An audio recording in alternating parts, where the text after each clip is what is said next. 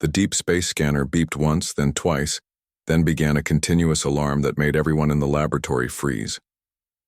Dr. Kenna looked up from her sample analysis, her blue-scaled hands still holding the crystal formation she had been studying.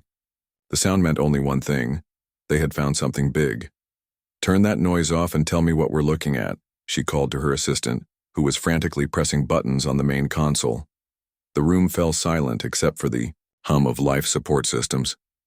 "Doctor, you need to see this yourself," came the shaky reply. "The computer keeps saying there's an error, but I've run the scan 15 times.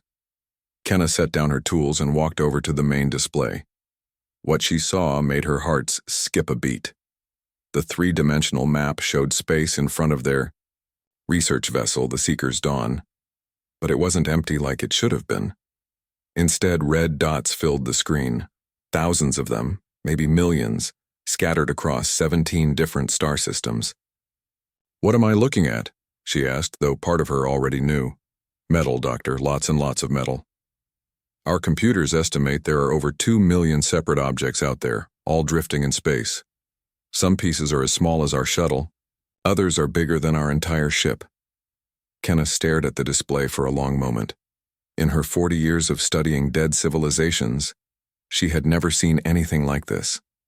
The debris field stretched across light years of space, forming patterns that looked almost artistic from this distance.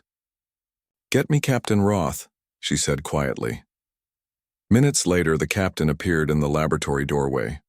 Roth was a typical Alterian, tall, thin, with the silver skin that marked his people as natural space travelers. His expression was calm, but Kenna could see the curiosity in his dark eyes. "You found something," he said. "It wasn't a question. We found everything," Kenna replied, gesturing to the display. "Look at this. We're looking at the largest collection of space debris in recorded history. This makes the old battlefield at Proxima 7 look like a small accident." Roth studied the screen, his expression growing more serious with each passing second. "How old? Initial scans suggest at least 1,000 years, maybe more. The radiation patterns are unlike anything in our databases. Whatever happened here, it was massive and it was violent." The captain was quiet for a long time, processing what he was seeing. The Alterian Confederation had been exploring space for over 2,000 years, and they had seen many dead civilizations. But nothing like this. "Could it be natural?" he asked. "Some kind of cosmic event that destroyed a fleet?" Kenna shook her head. "The distribution is too organized. See these patterns? The debris follows specific formations, almost like they were arranged deliberately. And the metal composition? Our scanners are picking up materials that shouldn't exist according to our understanding of physics. Recommendations? We need to get closer. Much closer. If this is what I think it is, we're looking at archaeological find of the century, maybe of all time." Roth nodded slowly. "Very well. But we proceed carefully. If something could do this, to an entire civilization, I want to know what it was before we get too close." The next few days passed in a blur of activity. The Seeker's Dawn moved slowly through the outer edges of the debris field, collecting samples and taking detailed scans. Each new discovery raised more questions than answers. The metal was incredibly advanced. Alloys that combined elements in ways the Alterians had never seen before. Some pieces showed signs of weapons fire, with burn marks and holes that cut clean through hulls designed to withstand the vacuum of space. Other pieces were twisted into impossible shapes, as if they had been subjected to forces that defied the laws of physics. "Doctor, you need to see this," called Tom, one of the junior researchers. He was pointing at his screen with excitement. "I've been analyzing the weapon signatures on these hull fragments. The burn patterns suggest at least 12 different types of energy weapons, but that's not the strange part." "What is?" "The strange part is that these weapons weren't all used by the same side. Look at this piece here. It has 3 different types of damage. But this piece over here has completely different weapon signatures. It's like dozens of different civilizations were all fighting in the same battle." Kenna felt a chill run down her spine. "Are you saying this was some kind of alliance war?" "More than that. Based on the debris patterns and the different technology signatures, I think we're looking at the remains of the largest military alliance in galactic history, and they lost. The implications were staggering.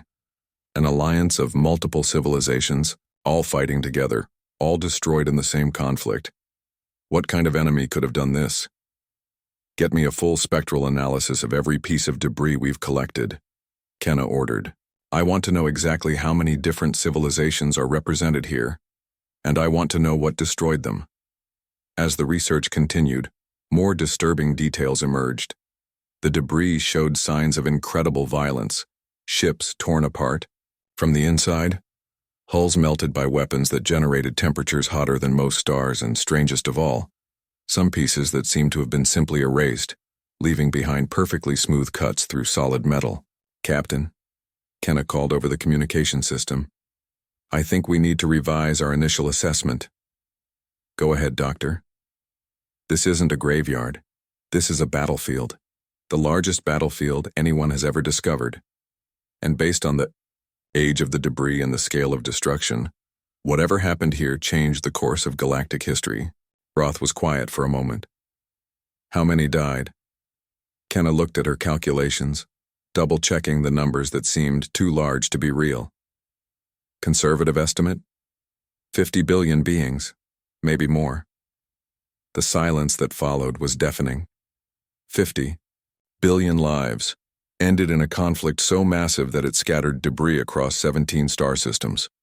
Whatever civilization had done this possessed power beyond anything the Alterians could imagine. Doctor? Came a new voice over the communication system. It was Lee, the ship's communications officer. I've been monitoring deep space signals while we've been working. I'm picking up something strange. What kind of strange? Automated beacons. Very old, very faint, but they're definitely artificial. They seem to be marking the boundaries of the debris field. Kenna felt her blood run cold. Boundary markers? You mean this entire area is marked off? That's what it looks like. The beacons are transmitting in a language our computers don't recognize, but the pattern is consistent with warning signals. The implications were clear. Someone had survived the battle. Someone had lived to mark this place as forbidden territory, and those markers were still active after 1,000 years. Captain, Kenna said quietly, I think we need to be very, very careful about what we do next. 3 weeks had passed since they first entered the debris field, and the Seeker's Dawn had become a floating museum of galactic warfare. Every storage bay was filled with twisted metal and strange artifacts, each one telling a piece of a story that nobody wanted to hear. Tom sat in front of his analysis station, staring at patterns that made no sense. The coffee in his mug had gone cold hours ago, but he couldn't bring himself to care. What he was seeing challenged everything he knew about space combat. The formation analysis is complete, he announced to the research team, and it's impossible. Dr. Kenna looked up from the artifact she was studying. Impossible how? These ships weren't destroyed randomly. They were destroyed while maintaining perfect military formations. Look at this. Tom projected his findings onto the main screen. Red dots appeared in space, showing the final positions of thousands of destroyed vessels. These are textbook battle formations, screening formations, attack wedges, defensive spheres. The problem is, they're all alien formations from different civilizations. The room fell silent as everyone studied the display. The patterns were clear once Tom pointed them out. Ships from different species, different technologies, different military traditions, all arranged as if they were fighting as one unified force. How is that possible? Asked Dr. Kenna. Different species don't fight together. They can barely trade together. That's what I thought too. But look at this debris cluster here. Tom highlighted a section of the field. These are Zephyrian dreadnoughts, arranged in their traditional claw formation, but they're mixed with Corvin battlecruisers and what looks like Nixari support ships. 3 different species, 3 different military doctrines, all fighting side by side. The implications were staggering. The Alterian Confederation had spent centuries just trying to get different species to agree on trade routes. The idea of multiple civilizations coordinating their military forces was almost unthinkable. Maybe they were forced to work together, suggested Anne, another researcher. Some kind of external threat that made them put aside their differences. That's what I'm thinking, Tom replied. But what kind of threat would be big enough to unite dozens of civilizations? The answer came 2 days later, when they found the command ship. It was massive, easily 3 times the size of the Seeker's Dawn, and unlike anything in their databases. The hull was a patchwork of different technologies, as if it had been built by multiple species working together. Parts of it were clearly Zephyrian design with their characteristic curved armor plating. Other sections showed Corvan influence, with their preference for angular surfaces and heavy shielding. But there were also components that didn't match any known civilization. Life support is still functioning in some sections, reported Lee from the communication station. Minimal power, but enough to keep the atmosphere stable. We could board her. Captain Roth studied the massive vessel through the main view screen. Any signs of life? None. She's been dead for centuries, but some of her systems are still running on backup power. Doctor, what do you think? Kenna was already putting on her environmental suit. I think that ship holds the answers we're looking for. Whatever happened here, the command staff would have recorded it.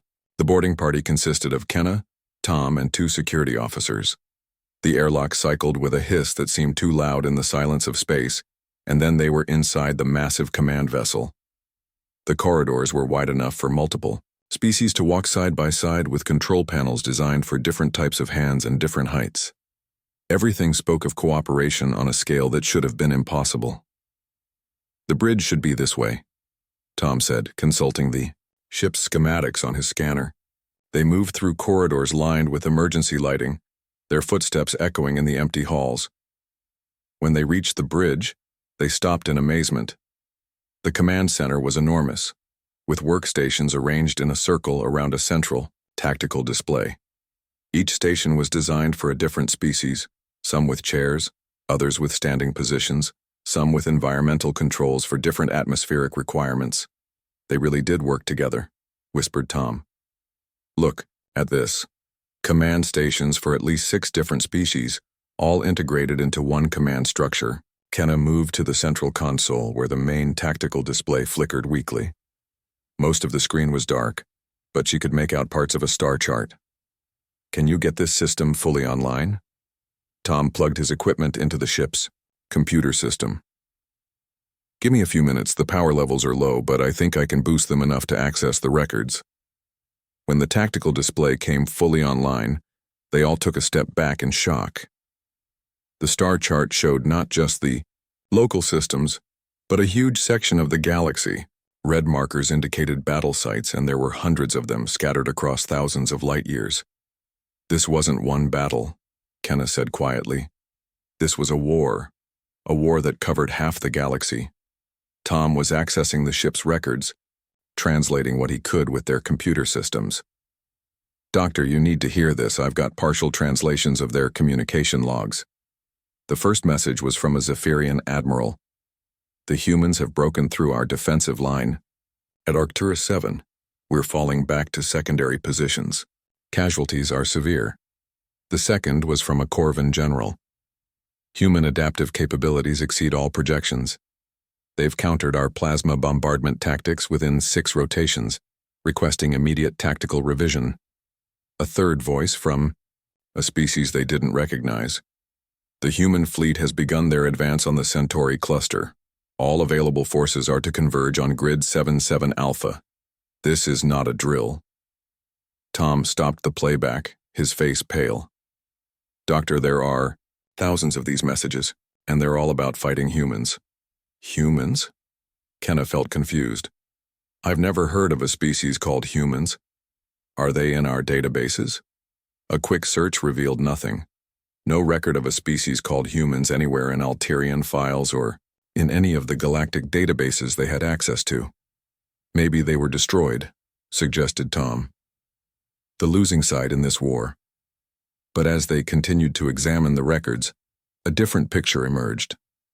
The messages told a story of continuous retreat, of alien forces being pushed back system after system. Battle reports showed impossible casualty ratios. Human forces consistently defeating alien fleets many times their size. The final message in the command ship's logs was from the Supreme Commander of the Allied fleet, a Corvan named General Forthak. "This is our final transmission. The humans have refused our surrender offer. They demand complete withdrawal from their territory and the establishment of permanent exclusion zones. All forces are ordered to retreat beyond the designated boundaries. May the stars forgive us for what we started." The message was followed by evacuation orders and then silence. Tom and Kenna stared at each other in the flickering light of the command bridge. The pieces were falling into place, and the picture they formed was terrifying. The humans didn't lose, Kenna said slowly. They won. They defeated an alliance of dozens of civilizations and then… What? Where did they go? Tom checked the timestamps on the final messages. According to these logs, the war ended 847 standard years ago. For a technological civilization, that's practically yesterday. The implications hit them both at the same time. The humans weren't dead. They weren't extinct. They had simply withdrawn behind the boundaries they had established with the wreckage of their enemies' fleets. "Tom," Kenna said quietly, "check the navigation systems. I need to know exactly where we are." Tom's hands shook as he accessed the ship's positioning data. When the results appeared on his screen, his face went white. "Doctor, according to these coordinates, we're inside the human exclusion zone. We've been inside it for 3 weeks." In the silence that followed, both of them realized the same terrifying truth. They weren't exploring an ancient graveyard. They were trespassing in the territory of the most dangerous civilization the galaxy had ever known. The research lab had become a war room, its walls covered with data displays showing the true scope of the conflict they had discovered. Dr. Kenna stood in the center of it all, trying to make sense of information that challenged everything she thought she knew about warfare and civilization. "Tell me again," she said to Tom, who was hunched over a pile of translated documents. "How does a single species fight off 30 different civilizations for 200 years and win?" Tom rubbed his tired eyes and pulled up another file on his screen. "That's what I've been trying to figure out. But the more I read these battle reports, the more impossible it becomes. Look at this engagement at the Vega system." The tactical display showed a 3-dimensional representation of a space battle. Blue dots represented the Allied alien fleet. Over 300 ships arranged in a massive formation that should have been unstoppable. Red dots showed the human forces. Just 12 ships, tiny specks compared to the enemy fleet. 12 ships against 300, Kenna observed. The humans should have been destroyed in minutes. That's what everyone thought. But watch what happened. Tom started the battle simulation. The human ships moved in patterns that seemed random at first, but as the battle progressed, their strategy became clear. They didn't attack the alien fleet directly. Instead, they targeted specific ships that held the formation together, causing the entire enemy force to collapse into chaos. In less than 4 hours, the human ships had destroyed or disabled over 200 alien vessels. The remaining fleet retreated. Kenna stared at the display in disbelief. How is that even possible? Superior technology is part of it. The humans had weapons that could punch through any armor the aliens had developed. But it's more than that. Look at these tactical analyses from the alien commanders. Tom brought up a series of reports, all expressing the same confused frustration. Admiral Korex of the 3rd Zephyrian Fleet wrote, "The humans seem to anticipate our every move. Strategies that worked against them last month now result in devastating losses. It is as if they learn and adapt faster than we can develop new tactics." General Thane of the Corvan Military Council was even more direct. "Fighting humans is like fighting ghosts. They appear where they should not be, strike where we are weakest, and vanish before we can respond. Our traditional military doctrine is useless against them." They were learning from every battle, Kenna realized. Adapting faster than their enemies could change tactics. That's just the beginning. Look at this report from the siege of Kepler Station. Tom pulled up another file. The aliens had surrounded a human colony and were preparing for a standard bombardment. Instead of surrendering or fighting a defensive battle, the humans did something nobody expected. The tactical display showed the human response to the siege. Instead of defending their colony, human forces appeared throughout the star system, attacking mining operations, supply depots, and civilian targets belonging to the attacking aliens. They turned the entire system into a battlefield, Tom explained. The aliens had to choose between continuing their attack on the colony or defending their own infrastructure. When they chose to defend their assets, the human colony launched its own attack, catching the alien fleet between two forces. Kenna was beginning to understand the scope of human warfare. They didn't fight like other species, they fought like humans, Tom finished. And that's what made them so terrifying. Every other species in the galaxy fights according to established rules. Territory is defended at fixed points. Battles happen between military forces. Civilians are generally left alone. The humans threw all of that out. The evidence was overwhelming. Human forces regularly attacked civilian targets, not to cause casualties, but to force their enemies to spread their military resources thin. They turned asteroid fields into weapons platforms, converted entire moons into fortified bases, and used tactics that other species considered impossible or insane. Here's the most disturbing part, Tom continued, pulling up a file marked with security warnings. The war didn't start because the humans were aggressive. It started because they wanted to be left alone. The file contained diplomatic records from before the war began. The Galactic Trade Consortium had sent representatives to human space, demanding that humanity join their economic alliance and submit to galactic law. The human response was simple and direct. No. Leave us alone. When the Trade Consortium tried to enforce their demands with economic sanctions and military pressure, the humans had given them a final warning. Any attempt to interfere with human territory or human ships will be considered an act of war. They actually tried to avoid the conflict, Kenna said, amazed. The humans didn't want to fight. But when they were forced to fight, they fought total war. Look at this timeline of events. Tom displayed a chronological chart of the war. The first year, the humans were purely defensive. They protected their own territory and didn't attack alien colonies. But when the Allies started targeting human civilian settlements, the chart showed a dramatic change in human tactics. After the aliens began attacking human colonies, human forces appeared deep in enemy territory, striking at targets thousands of light years from the front lines. Within months, every major alien civilization was dealing with human attacks on their own home systems. They made it personal, Kenna realized. Attack their civilians, and they'll attack yours. More than that, they made it clear that the war would continue until the aliens either destroyed humanity completely or left them alone. There was no middle ground, no negotiated peace, no compromise. The aliens had two choices: total victory or total withdrawal. The scope of human determination was breathtaking. Battle reports showed human forces fighting desperate actions against impossible odds, sometimes winning through sheer refusal to accept defeat. When human colonies were destroyed, new human fleets appeared within months, as if the species could replace losses faster than their enemies could inflict them. Doctor, there's something else, Tom said, his voice dropping to a whisper. I've been analyzing the final phase of the war, when the humans began their major offensives.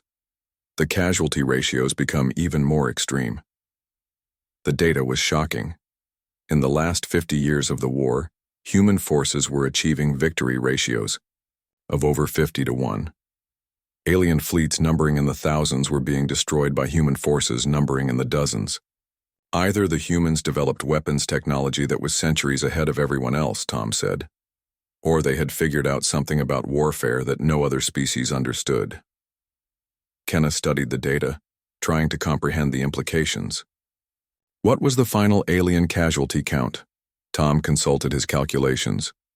Conservative estimate based on the debris analysis and the battle records: over 200 billion military personnel killed or missing.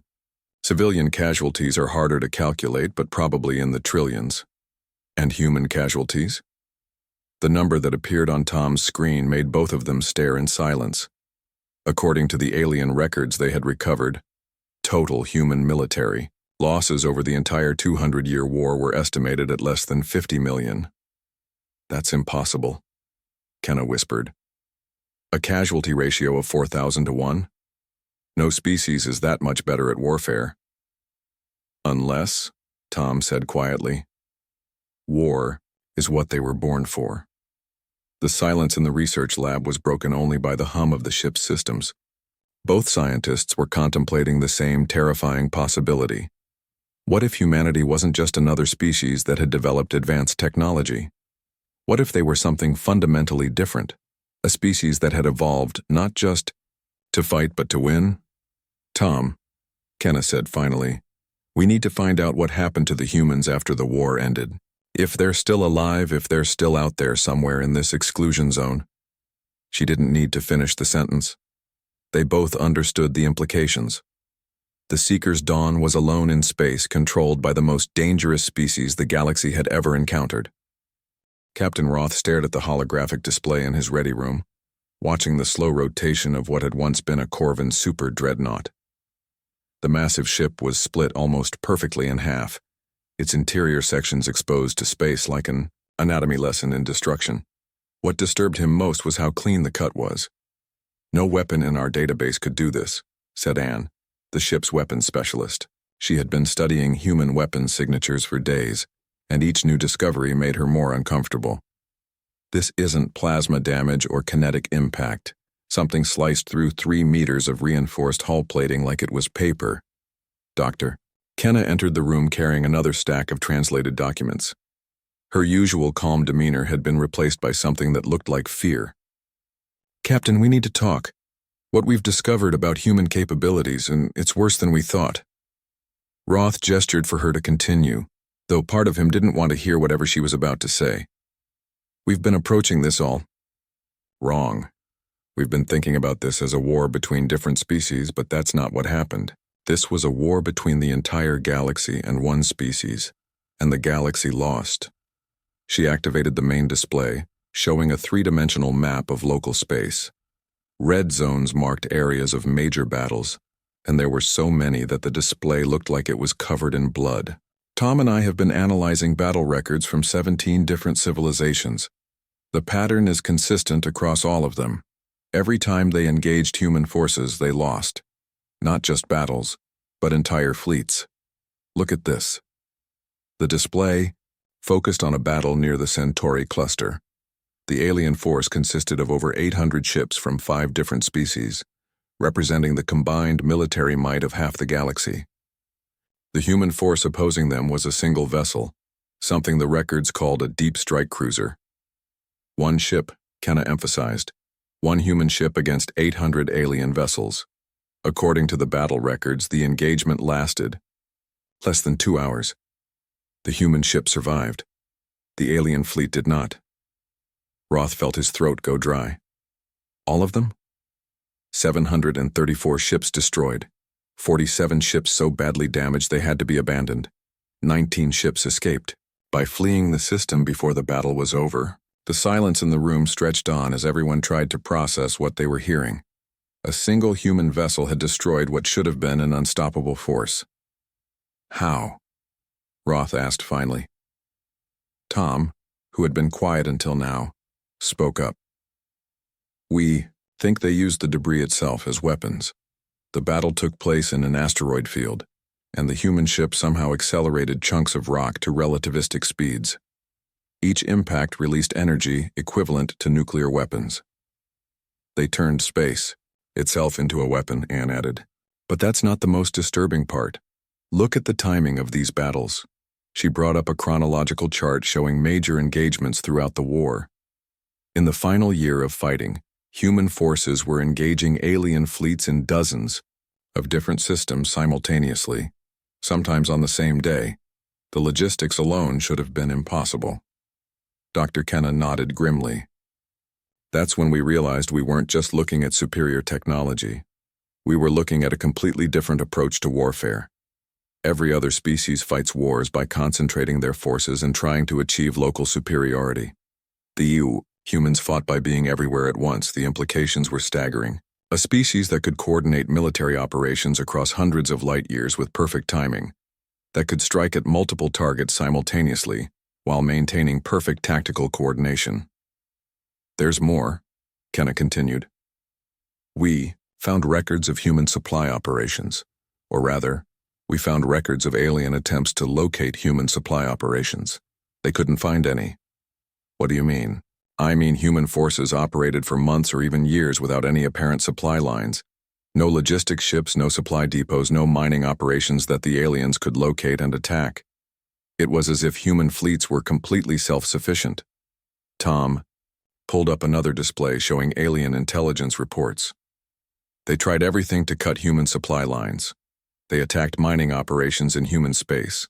They tried to blockade entire systems. They even attacked what they thought were human industrial centers. Nothing worked. Human forces kept appearing with full weapons loads and supplies. Maybe they had better recycling technology, suggested Anne.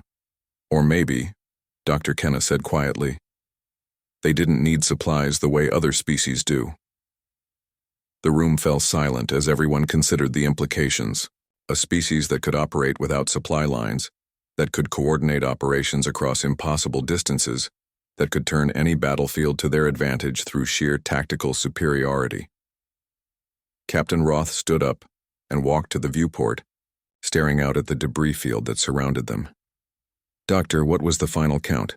How many human ships did the aliens destroy during the entire war? Kenna consulted her datapad. According to the combined records of all 17 civilizations, confirmed human ship losses total 4,732 vessels over 200 years of warfare. And alien losses? Over 2 million confirmed destroyed. Perhaps another million damaged beyond repair or abandoned. Roth did the mathematics in his head, then checked it again because he couldn't believe the result. You're telling me the humans achieved a kill ratio of over 400 to 1? That's the confirmed count. But Captain, there's something else. We've been analyzing the debris field for weeks now, cataloging every piece of wreckage we can identify. We've found hull fragments from thousands of alien ships, pieces of weapons systems, chunks of armor plating, even personal items from alien crew members. And we haven't found a single piece of confirmed human wreckage, not one fragment that we can positively identify as coming from a human vessel. The silence that followed was absolute. Anne spoke first, her voice barely a whisper. Either human ships were built so differently that we can't recognize their wreckage, or the casualty counts are wrong, Roth finished. The humans lost even fewer ships than the records show. Tom brought up one final display, showing the location of every major battle in the war. Captain, there's one more thing. We've been assuming that the debris field represents the final battle of the war, but look at the dates. These battles span the entire 200-year conflict. This isn't one battlefield, it's dozens of battlefields in the same region of space. The realization hit everyone at the same time. The debris field that surrounded them wasn't the result of a single engagement. It was the accumulated wreckage of 2 centuries of warfare, all the alien ships destroyed in dozens of star systems, all drifting together in the space that humanity had claimed as their own. They turned their entire territory into a graveyard, Dr. Kenna said softly, a monument to every species that tried to conquer them. Captain Roth stared out at the endless field of twisted metal, each piece representing lives lost in a war that should never have been started. Doctor, I need you to answer one question for me, and I need you to be completely honest. Yes, Captain. Based on everything you've learned about human capabilities, everything you've seen of their technology and their tactics, if they decided that the Alterian Confederation was a threat to them, how long would our civilization survive? Dr. Kenna looked at her data, at the battle reports and casualty figures, at the evidence of human superiority in every aspect of warfare. When she spoke, her voice was steady, but her hands were shaking. Captain, based on what I've seen, if the humans decided we were a threat and chose to eliminate us, the Alterian Confederation would cease to exist within 6 months, maybe less. The final data compilation took 3 days to complete. Dr. Kenna worked without sleep, driven by a growing sense of urgency that she couldn't quite explain. Something was wrong with the debris field, something that had been bothering her since they first arrived. but she couldn't put her finger on what it was. The answer came to her as she was reviewing the final battle reports from the war's end. The last entries in the alien database were not descriptions of defeat or retreat. They were something much more disturbing. They were descriptions of negotiated withdrawal. "Tom, look at this," she called to her assistant, who was cataloging the final pieces of debris they had collected. The war didn't end with human victory. It ended with human terms. Tom looked up from his work, exhaustion clear on his face. "What do you mean?" "Read this final transmission from the Galactic Trade Consortium's Supreme Command." She projected the translated text onto the main screen. "It's not a surrender.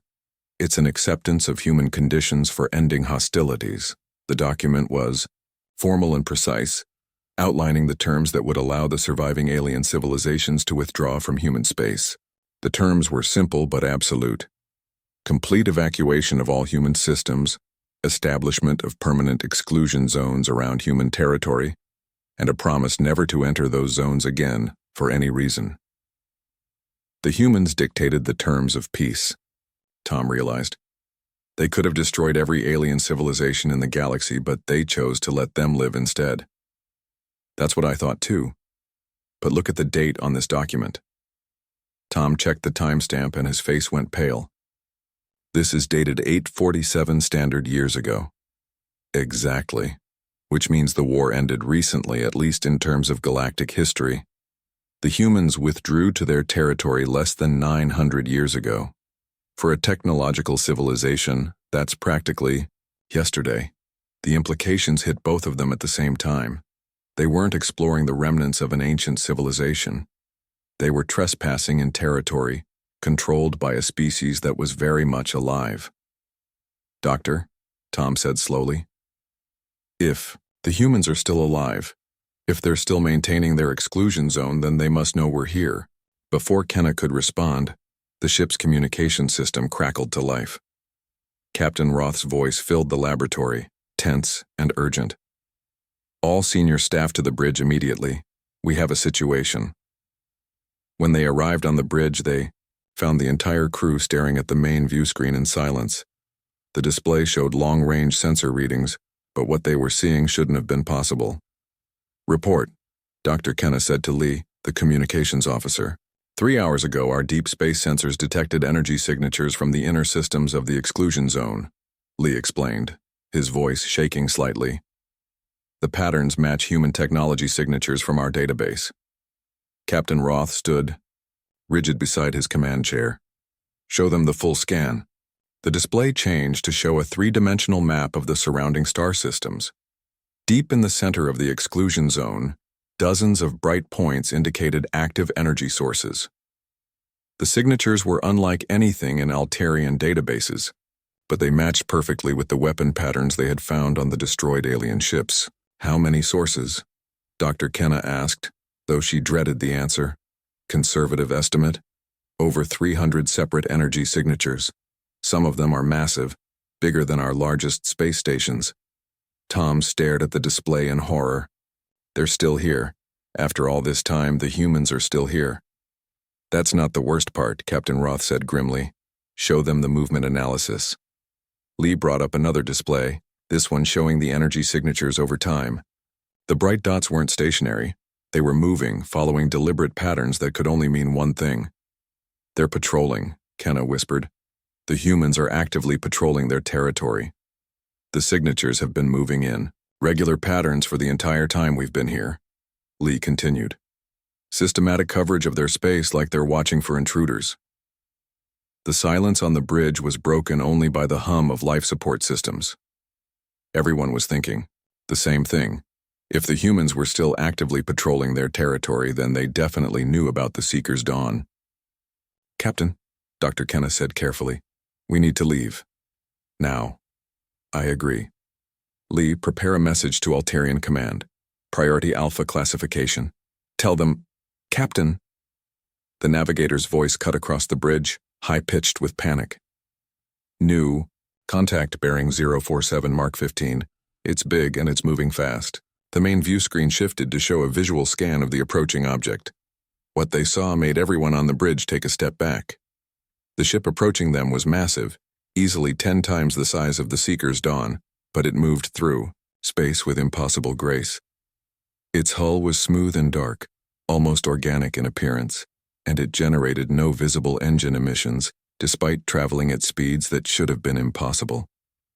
"How long until intercept?" Captain Roth asked, his voice steady despite the circumstances. "At current speed, 18 minutes. Roth turned to his helm officer. "Can we outrun it?" "No, sir.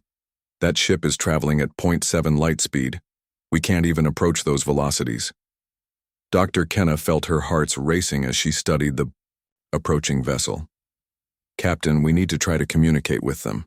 The historical records show that humans responded to communication attempts during the war. What did they say? Usually surrender or die, but at least they responded." Captain Roth nodded to Lee. "Open a channel on all frequencies, Universal Translator online." "Channel open, sir." Roth took a deep breath before speaking. "Unknown vessel. This is Captain Roth of the Alterian research ship Seeker's Dawn. We are peaceful explorers conducting archaeological research. We mean no harm and request permission to withdraw from this system." The response came immediately, in perfect Alterian. The voice was calm, emotionless, and somehow more terrifying than any threat would have been. "Alterian vessel Seeker's Dawn. You have been conducting unauthorized research in restricted territory for 27 standard days. State the nature of your research activities." Tom grabbed Dr. Kenna's arm. "They've been watching us the entire time. They know exactly what we've been doing." "Unknown vessel," Captain Roth continued. "We discovered this debris field during routine deep space exploration. We did not know this was restricted territory. We are prepared to leave immediately and share our findings with no one." There was a pause that lasted several minutes. When the human voice spoke again, there was something different about it, almost curious. "You have been studying the remains of our enemies. What conclusions have you reached?" Dr. Kenna stepped forward. "May I respond, Captain?" Roth nodded and Kenna activated her communication panel. "We have learned that your people fought a defensive war against overwhelming odds and achieved victory through superior tactics and technology. We have also learned that you chose mercy when you could have chosen destruction." Another long pause. The human ship continued to approach, now close enough that they could see details of its construction. The hull was covered in patterns that might have been decorative or might have been functional. There was no way to tell. "Dr. Kenna of the Alterian Confederation," the voice said, somehow knowing her name. "You have spent considerable time studying our history. What is your assessment of human military capabilities?" The question was clearly a test. Dr. Kenna chose her words carefully. "Based on our analysis of battle records and debris patterns, human military capabilities exceed those of any known civilization by several orders of magnitude. Your people appear to have achieved technological and tactical supremacy that would make resistance pointless for any potential enemy." "And what do you believe human intentions to be?" "Based on historical evidence, humans desire only to be left alone. The war ended with terms that allowed your enemies to survive and withdraw. You could have destroyed them completely, but you chose not to." The final pause was the longest yet. The human ship came to a stop relative to the Seeker's Dawn, close enough that it filled the entire view screen. Up close, it was even more impressive and more terrifying. Weapon ports were visible along its hull, enough firepower to destroy a small planet. "Dr. Kenna, your analysis is accurate. Humanity withdrew from galactic affairs 847 years ago, with the understanding that our territory would be respected. You have violated that understanding." Captain Roth felt sweat running down his back despite the ship's climate control. "We were not aware of any territorial restrictions. Our star charts show this region as unexplored space. Your ignorance does not excuse the violation. However, your research has been thorough and your conclusions accurate. You understand what humanity is capable of, and you understand that we prefer isolation to conquest." The human ship began to move again, taking a position alongside the Seeker's Dawn. "You will leave this territory immediately. You will not return. You will not share the location of this region with your government or with any other species. And if we refuse? Captain Roth asked, though he already knew the answer. Captain Roth, you have studied the wreckage of 30 civilizations that made the mistake of challenging humanity. Do you require a demonstration of what happened to them? No, Roth said quickly. We understand. Good. You have 1 hour to collect your research materials and depart.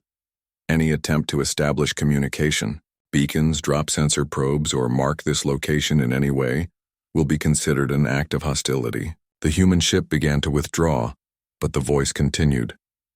Dr. Kenna, your species shows wisdom in choosing archaeological research over military conquest. Continue to make such wise choices.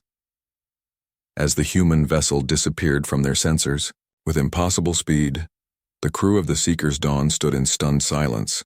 They had just encountered the most dangerous species in the galaxy, and they had been allowed to live. Captain, Dr. Kenna said quietly, what do we tell Altarian? Command? Roth stared out at the debris field, at the twisted remains of civilizations that had made the wrong choice when dealing with humanity. We tell them we found nothing. Deep space is empty and boring. Our exploration mission was a complete waste of time. And the research data? Classified at the highest level, restricted to a need-to-know basis. He turned to face his crew. Everyone on this ship just signed a non-disclosure agreement that will last the rest of their lives. What we found here dies with us. As the Seeker's Dawn began its long journey home, Dr. Kenna took one last look at the human exclusion zone. Somewhere in that dark space behind barriers built from the bones of their enemies, humanity waited in self-imposed exile. They were still there, still watching, still capable of ending any threat that disturbed their chosen solitude. The galaxy was a much more dangerous place than anyone realized, and somewhere in the darkness humanity slept with one eye open.